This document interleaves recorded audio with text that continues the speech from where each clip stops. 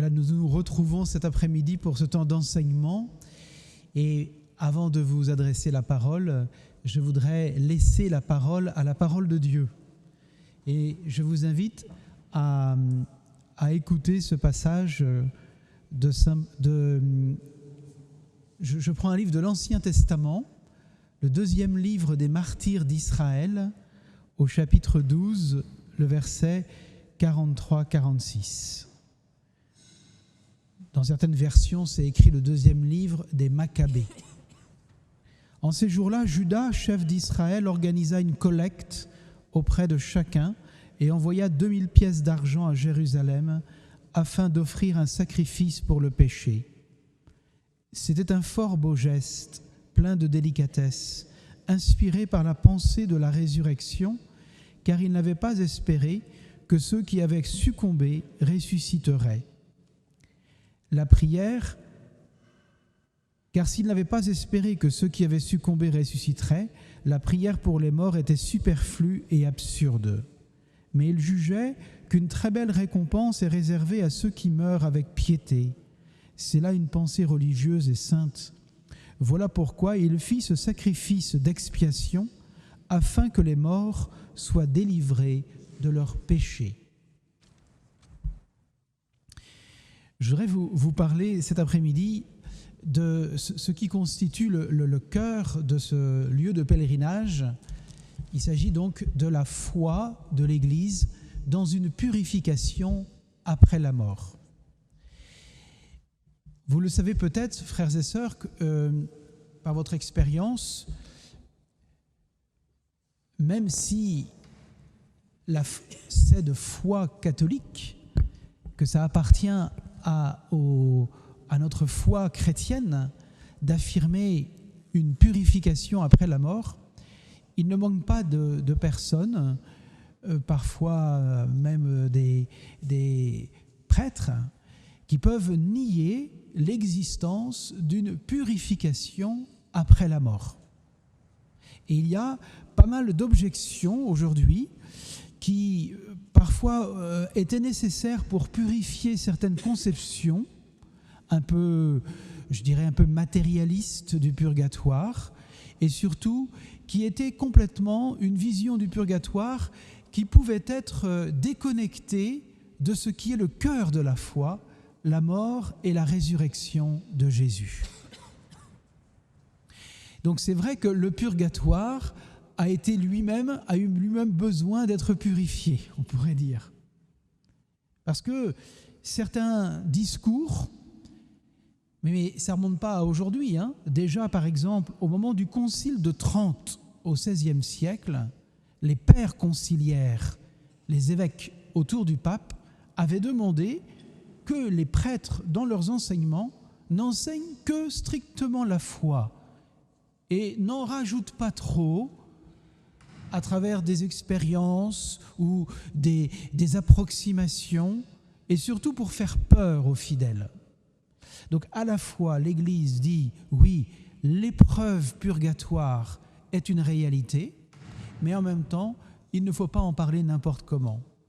Et je pense que c'est l'enjeu de ce sanctuaire, de cette montagne, comme je vous l'ai dit ce matin, de ce lieu, à la fois de nous aider à prier et de nous rappeler l'importance de la prière, et en même temps de purifier notre prière à la lumière de la parole de Dieu. Ça va, je suis clair là? Je vous endors pas? Bon, je vois les paupières qui sont un peu lourdes. Attention, je vois chacun de vous. Alors, c'est une grosse... et je dirais que c'est un gros sujet. Alors, l'Église nous a aidés pour cela.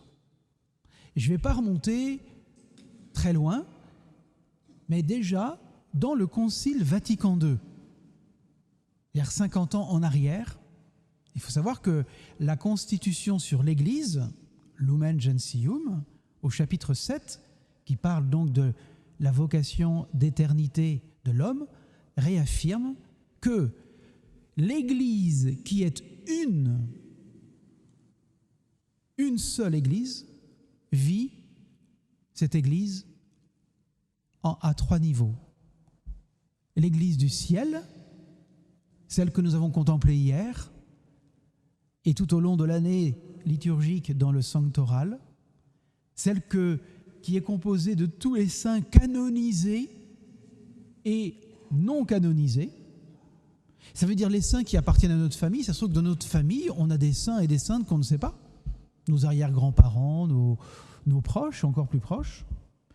Il y a la même Église, les frères et sœurs, qui eux sont déjà morts, qui ont déjà passé la mort, mais qui ne sont pas encore totalement ajustés à la volonté de Dieu.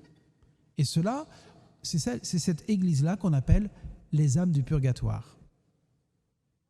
Et enfin, il y a nous, qui vivons sur la terre, qui sommes aussi animés de l'Esprit Saint, par la grâce du baptême, de la confirmation, par la grâce du sacrement du pardon, par la grâce de l'Eucharistie, nous qui vivons aussi dans notre vie sur terre un combat spirituel et bien évidemment, dans la grâce de l'Esprit Saint, des purifications. À chaque fois que vous vous confessez et que vous recevez l'absolution, vous recevez une grâce de purification. Et d'ailleurs, quand vous vous confessez, vous ne commencez pas par recevoir l'absolution. Sinon, c'est un peu le désordre. Qu'est-ce que vous vous dites? On commence par dire c'est péché. On fait un aveu. Qu'est-ce que vous faites à ce moment-là? Vous anticipez ici-bas votre jugement particulier. Alors c'est très important parce que les grands théologiens, mais même le pape Benoît XVI, dans sa 2e encyclique sur l'espérance, nous a rappelé que les théologiens ont lié la foi dans une purification au-delà de la vie au thème du jugement. Pourquoi? Parce que ici-bas, je ne peux pas accéder profondément à ce que je suis sous le regard de Dieu. Même moi, ici-bas, nous n'avons pas conscience profondément de ce que nous sommes aux yeux de Dieu. Il nous faudra une grâce qui nous rappelle ce que nous sommes aux yeux de Dieu. Alors là, c'est dans un passage de saint Paul qui est très important, qui est un des fondements bibliques pour nous du jugement dit particulier au moment de la mort. Ça veut dire que quand je vais mourir, je vais être mis à nu, dit saint Paul. C'est dans la 2e aux Corinthiens, chapitre 5, verset 10. Je serai mis à nu et le Seigneur, par son Esprit Saint, va illuminer mon âme. Si bien que dans le purgatoire, nous, on voit surtout l'aspect de purification, mais il ne faut pas oublier que si c'est l'Esprit qui agit dans les âmes qui sont au purgatoire, la première chose que fait l'Esprit Saint, c'est illuminer. Pour employer le mot de Saint Jean, il nous établit dans la vérité. Ici-bas, je peux jouer un rôle. Parfois, je ne sais pas vraiment qui je suis aux yeux de Dieu. Alors c'est quand vous scrutez la parole de Dieu, quand vous essayez de vous convertir, quand vous entendez un passage de l'Évangile, quand vous priez, tout d'un coup, j'appelle ça l'écume. Il y a de l'écume qui remonte. Vous voyez, vous faites une expérience là de Dieu. Et tout d'un coup, vous vous dites, Seigneur, c'est vrai, je suis un pauvre. Je me croyais juste, mais en fait, à tes yeux, je suis un homme aux lèvres impures. Je suis un pauvre pécheur. Vous vous rappelez l'expérience de Saint Pierre, sur la barque, quand Jésus va lui dire « Jette ton filet » et que Pierre ramène plein de poissons. Qu'est-ce que fait Saint Pierre? Il lui dit « Waouh, je suis devenu fort grâce à toi, Seigneur ?» Non, il dit « Éloigne-toi de moi, je suis un homme pécheur. » Et Pierre se prosterne. Au chapitre 6 d'Isaïe, quelle est l'expérience d'Isaïe quand il rentre dans le temple? Quand la gloire de Dieu remplit le temple, Isaïe est pris de panique. Je suis un homme aux lèvres impures. Vous voyez, il y a cette expérience que l'on fait dans la grâce de Dieu, c'est qu'on est en fait des pauvres pécheurs, comme on le lit dans le Je vous salue Marie. Entre nous, j'ai découvert qu'il n'y a qu'en français qu'on dit dans le « Je vous salue Marie », priez pour nous, pauvres pécheurs. En italien, en allemand, en anglais, ils ne disent pas pauvres pécheurs, ils disent pécheurs.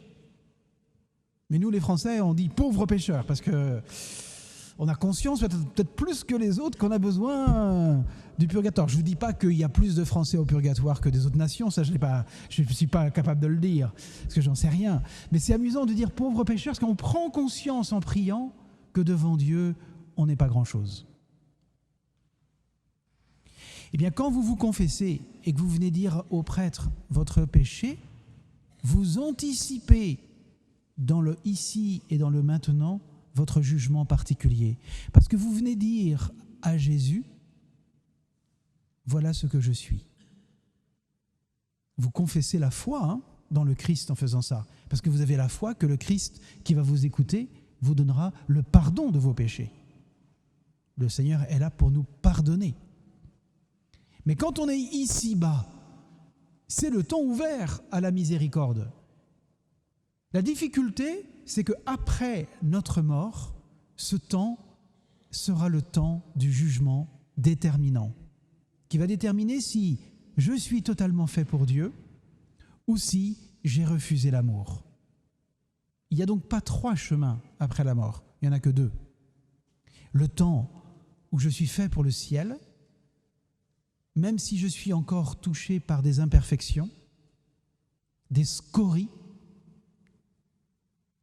des choses qui sont en moi un peu malades, distordues, mais je sais que je suis fait pour le ciel. Ou alors, j'ai tourné le dos à Dieu et définitivement, je choisirai de ne pas aimer. C'est pour cela que ma vie sur Terre, notre vie sur Terre, c'est quelque chose d'important que Dieu nous donne, nous le savons.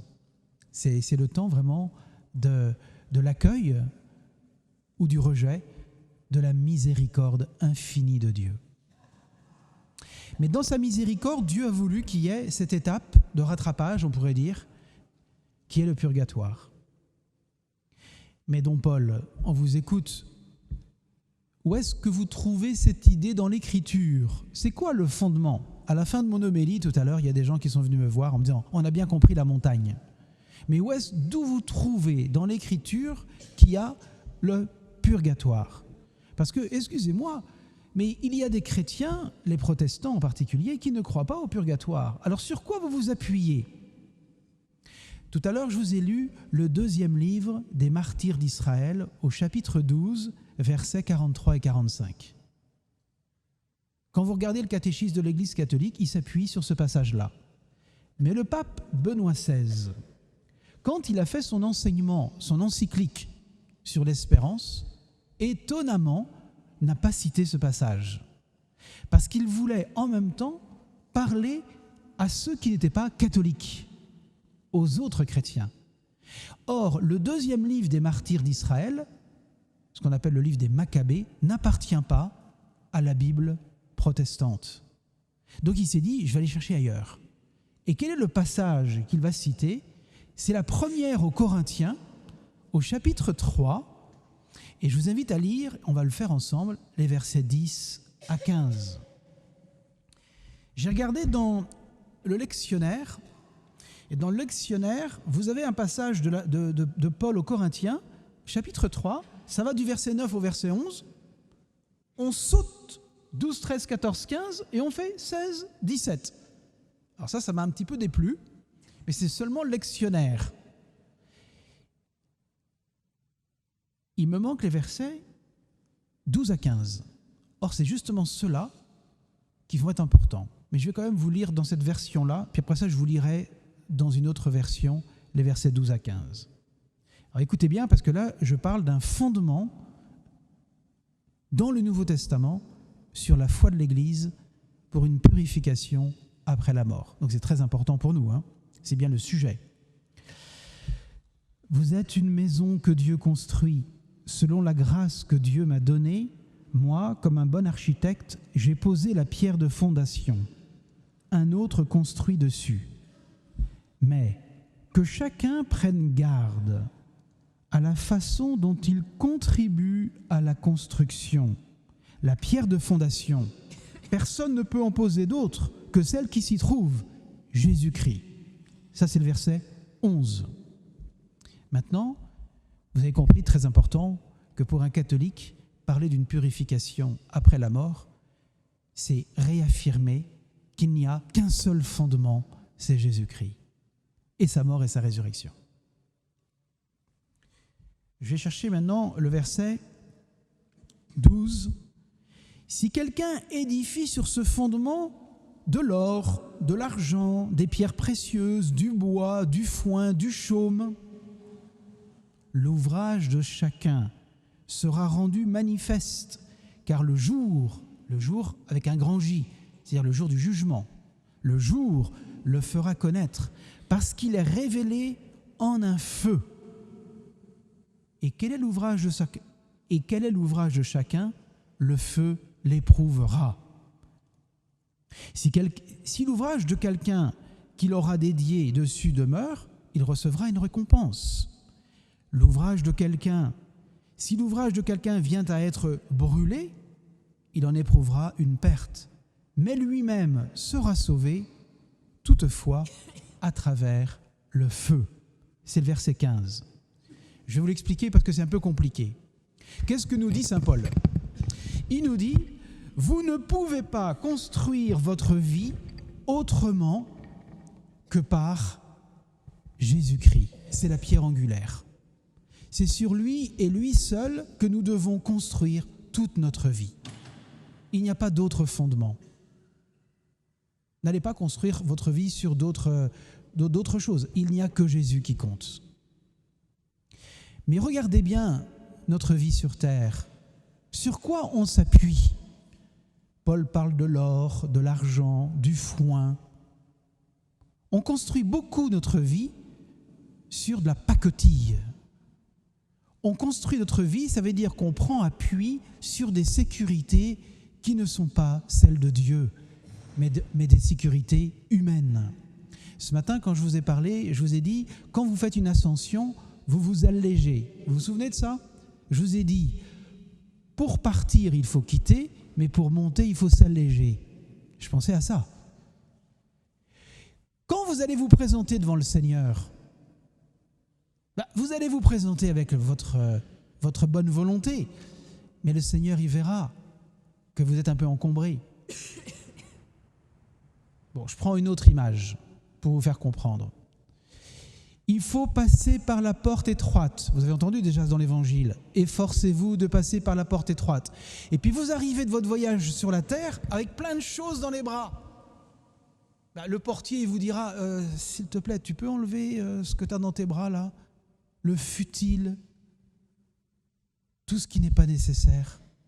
Donc on voit bien que pour monter au ciel, il faut passer par un sas de désencombrement. Nous nous sommes encombrés ici-bas. C'est-à-dire qu'il y a dans notre vie relationnelle, dans notre vie affective, dans notre vie tout court, des réalités qui ne nous aident pas à vivre de Dieu et de Dieu seul. C'est ça que dit Paul. Mais alors, au moment de notre mort, il est dit que nous serons mis devant un feu. 1 Corinthiens, chapitre 3, versets 14 et 15. C'est quoi ce feu? La question est mal posée. C'est qui ce feu? Qui a dit « Je suis venu mettre le feu sur la terre » ? Qui a fait ce baptême dans l'Esprit Saint et le feu? C'est qui le feu pour Dieu? Dieu est un feu dévorant. Moïse l'a aperçu sur la montagne. Au chapitre 12 de l'Épître aux Hébreux, lisez le verset 29. Il reprend ce thème. Dieu est un feu dévorant. La charité de Dieu, c'est un feu. Quand vous allez arriver au moment de votre mort, le laser divin vous permettra de savoir qui vous êtes vraiment. Tous les masques vont tomber. La réalité de notre vie sera là. Et le feu de l'amour de Dieu va purifier en nous toutes les scories du péché. ça que dit l'Église. Le feu, c'est le Christ dans son mystère pascal par la grâce de l'Esprit Saint. C'est ça, ce feu. Ce n'est pas un feu matériel. Le feu, ce n'est pas la vengeance de Dieu. Dieu ne se venge pas après notre mort parce que nous avons fait le mal. Dieu sauve. Le feu, c'est l'amour de Dieu. Le feu, c'est le regard divin. Ces yeux du Christ qui va transpercer nos âmes et faire que nous savons que nous avons perdu du temps. Nous savons que nous n'avons pas vécu que pour lui. Nous savons que nous avons des distorsions intérieures, spirituelles. Et le Seigneur vient comme illuminer, mais aussi guérir. Alors ce mot guérison est un mot important parce que très longtemps, dans le magistère de l'Église, on avait le mot purification pour parler du purgatoire. Et le pape Benoît XVI a introduit dans son encyclique sur l'espérance la réalité d'une guérison. Si bien qu'il n'est pas faux de dire que le purgatoire est l'ultime guérison de l'âme dans le feu de l'amour divin. Ici-bas, nous vivons des guérisons. Je vous pose une question pour voir si vous ne dormez pas. Combien y a-t-il de sacrements de la guérison ? Combien de sacrements de guérison ? 2. 1. La confession. 2. L'onction des malades. Et on peut dire aussi, d'une certaine façon, le baptême. Donc nous sommes déjà tous en processus de guérison. Tous. Si vous vous êtes confessés, vous avez reçu le sacrement de la guérison. Le Seigneur, quand il vous confesse, quand vous recevez l'absolution, il ne fait pas que effacer le tableau noir de votre vie, hein. Il vient guérir votre âme par l'Esprit Saint. Quand le prêtre lève la main pour vous donner l'absolution, quand le prêtre lève la main pour consacrer le pain en son corps, le vin en son sang, et quand le prêtre lève la main, il a reçu par l'ordination la grâce de donner l'Esprit Saint qui vient vous guérir. Eh bien, le purgatoire, dans cette continuité, c'est l'ultime guérison, celle qui va être nécessaire pour que nous soyons complètement cicatrisés, comme le corps glorieux de Jésus, complètement cicatrisés pour entrer dans la joie éternelle. Je prends un exemple tout simple. Vous avez quelqu'un dans votre famille, dans vos relations, avec qui ça se passe mal. On a du mal à se parler. On est violent. On a du mal à pardonner. Puis vous allez mourir. Puis en montant de la mort, vous retrouvez cette personne. Oh mince, elle est là. Ah ben je pensais qu'elle serait en enfer. Ça m'aurait bien arrangé, Seigneur, qu'elle soit en enfer, celle-là, parce que... Tranquille. Eh bien non. Tu t'es pas accordé avec lui pendant ton chemin sur la terre ? Combien de fois tu as participé à la messe ? Tu es venu présenter ton offrande au Seigneur et tu avais cette personne dans ton cœur avec qui tu avais de la rancœur. Le Seigneur sait bien que c'est difficile parfois de pardonner parce qu'il y a des choses qui sont très lourdes à pardonner. Mais est-ce que tu t'es mis en chemin ? Tu n'as peut-être pas fait tout le chemin, mais est-ce qu'au moins tu as commencé quelque chose ? Est-ce que tu as prié, comme Jésus le demande, pour celui qui t'a fait du mal ? Est-ce que tu ne l'as pas simplement vu que comme un ennemi ? Jésus nous demande d'aimer nos ennemis. Hein. Vous vous rendez compte, c'est très exigeant. Hein. Aimez vos ennemis. C'est l'évangile, ça. Hein. Eh bien, cette possibilité, parce qu'au ciel, il n'y aura plus ni de jalousie, ni de regards envieux. Il n'y aura plus de haine au ciel. Il n'y aura plus de discorde. Il n'y aura plus d'injustice. Il n'y aura que l'amour et la miséricorde.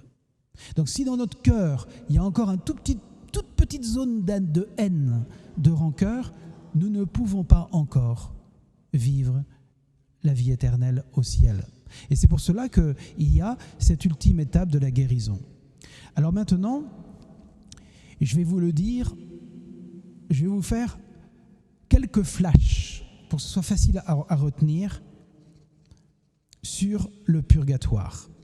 Vous avez bien compris sur quoi l'Église se basait maintenant.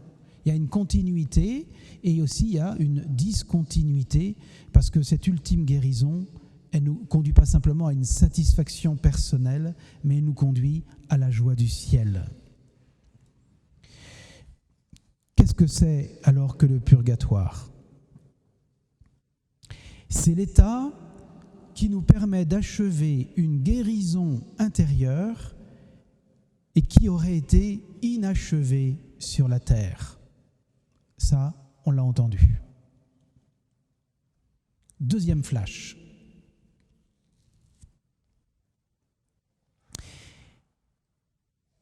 C'est l'état, après ma mort, où je vais pouvoir vivre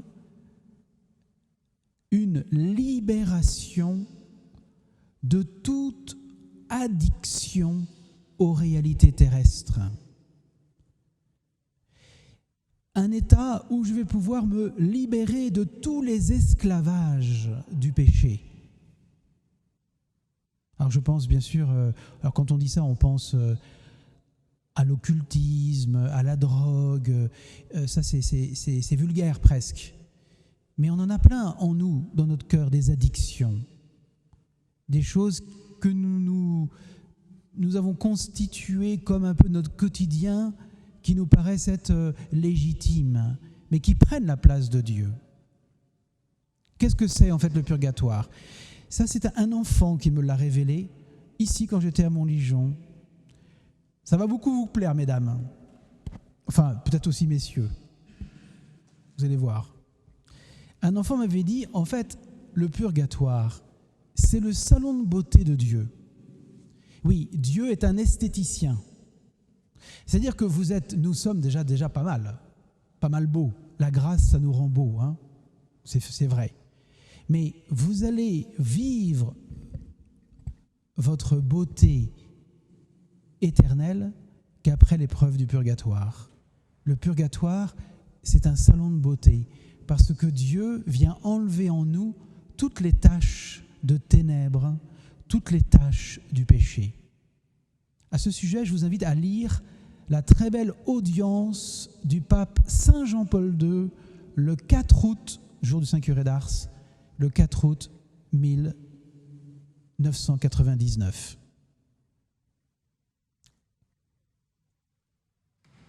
Toutes les tâches du péché.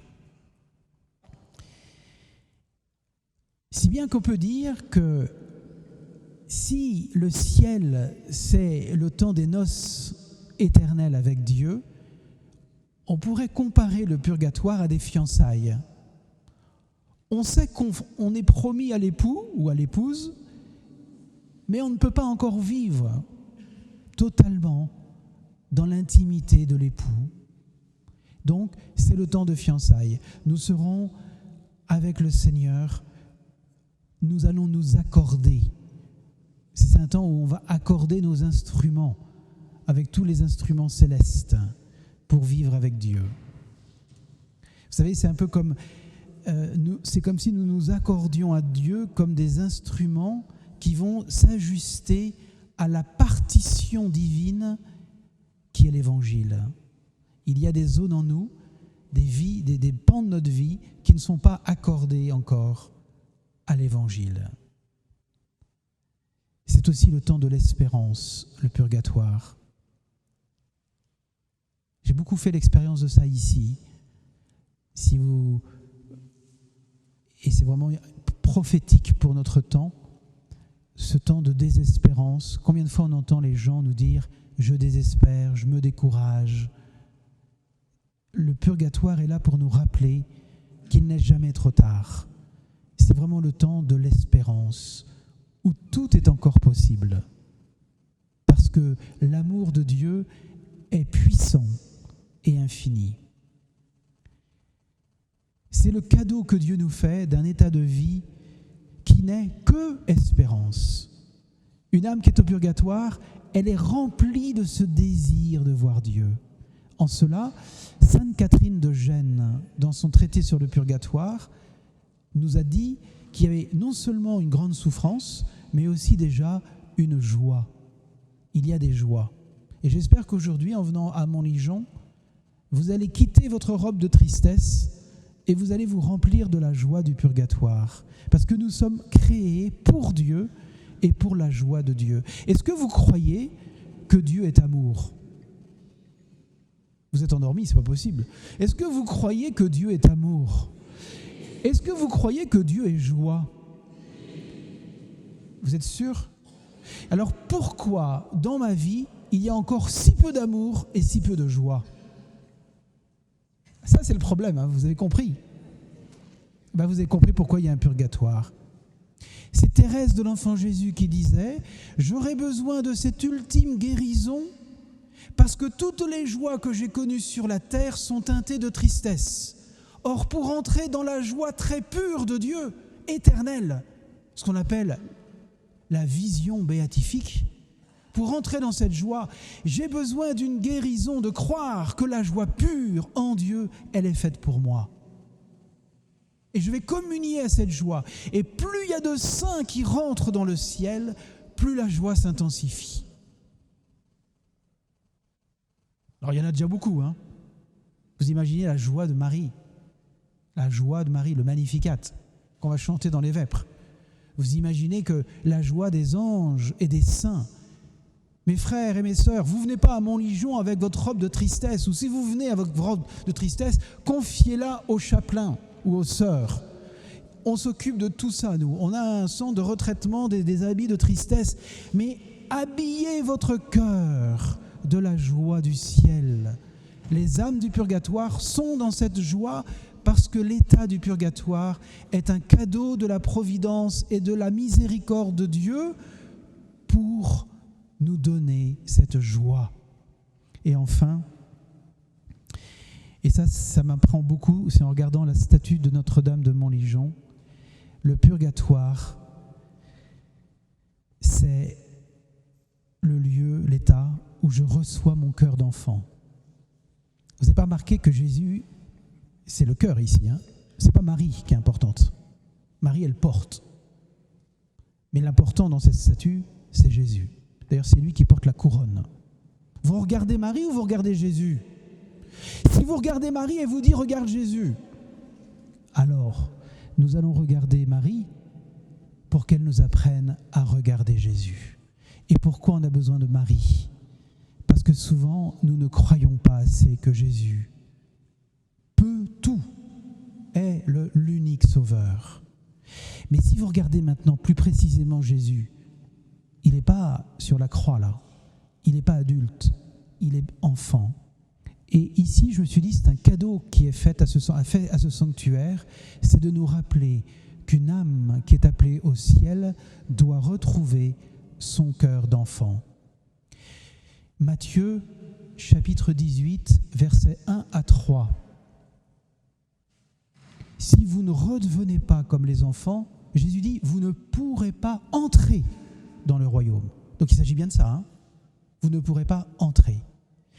C'est quoi le cœur d'enfant ? C'est le cœur qui bannit tout orgueil, toute suffisance et qui ne sait que faire confiance, qui ne vit que dans la confiance.